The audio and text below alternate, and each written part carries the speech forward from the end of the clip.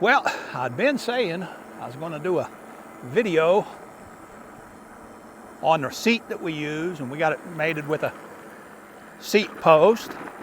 And so today's the day. We'll go ahead and check that out, so stick around. Shortly after I did this video, I noticed some fraying on the front end of that seat. So don't run out and buy that right away. Email me with some questions and I'll give you some more information about it. So thanks much. Well, hello again, Internet. Welcome back to the channel. Yep, we're going to go ahead and let you know a little bit about this seat post that I use and the seat that I'm using and give you my thoughts on it. Yeah. So, like everything else, there's no kind of a sales pitch here.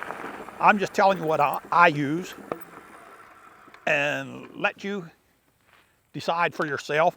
We'll put a link so you can go and look at it if you'd like to. But this is what I'm using. This is the Sunmeg seat.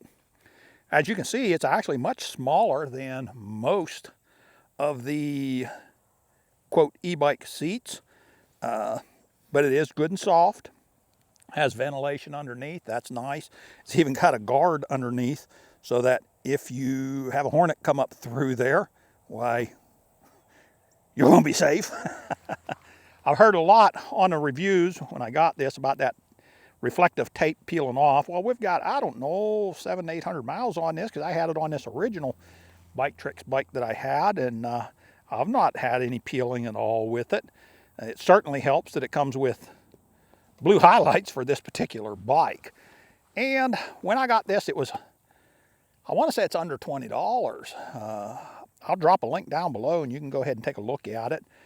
Like I say, it's a little bit smaller. I use a smaller seat than what most of the community is using.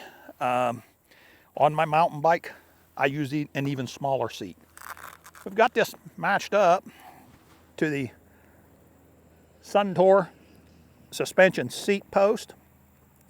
This down here is just for my bike lock. That's not a part of that. And what this does is it kind of rocks back and down a little bit, kind of like this. And how does it work? Well, we kind of like it for the cruising bikes. There's another type that just has a spring inside the post and it goes up and down. I really don't have much of an issue with that one either.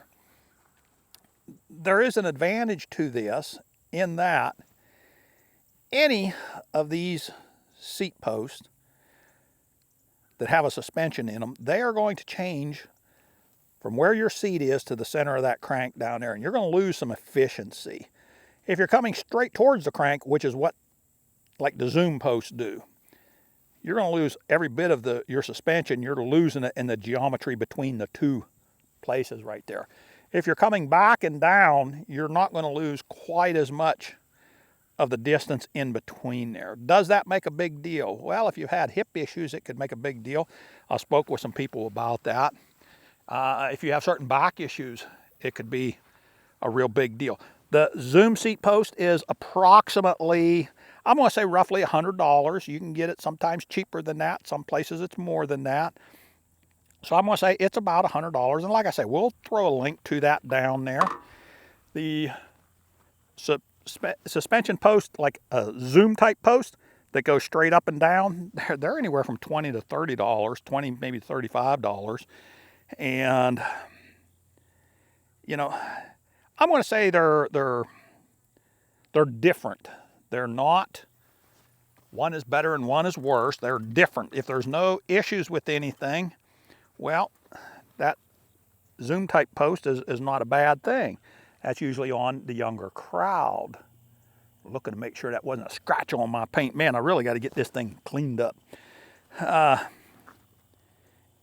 Most of my viewers out here, and myself included, we're more mature and we do have some issues. So changing that geometry, the less you can change that, the better off you're going to be. Now, how do these suspension posts work? Oh, let me mention one other thing. we're going to have a shootout because I do have another seat post on its way that is very similar to the Suntour, but it is only $65, I think, something in that, less than $70. I thought it was quite a bit of a savings. There's one disadvantage. I forgot to show you something here on this. Look at that. Got a swamp on one side, beautiful pond on the other. But if you loosen these two nuts right here, you can pitch the seat to and fro very easily. Very easy to do. You don't have to take it off the bike or anything. The one that I have coming with me, I don't think it is quite as easily as adjustable there. And so that could be something that causes a change. No question about that. But I will tell you that aspect of being able to put that seat up and down, tipping it to and fro, is a huge, huge benefit when you start getting things dialed in. And even when you are dialed in, if you're putting really long rides on a cruiser type bike, especially an e-bike, we tend not to stand up as much. I try to make sure I'm standing up some. But we all tend to stand up less, and that can be a big benefit to go ahead and tip that a little bit one way or the other after you've been 30 miles to go another 10 miles. That can make things a lot more comfortable. So there's a big advantage on that. The zoom type post, just the straight post, they almost all, you have to be underneath of it and loosen it up and change it a little bit and tighten it up and take a chance that it's right. Much less convenient there. You got to pay for that convenience too.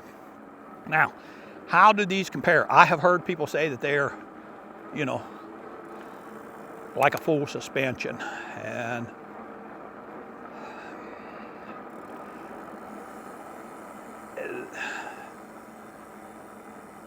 they're not going to replace a full suspension because you get no difference between your seat and the cranks with a full suspension.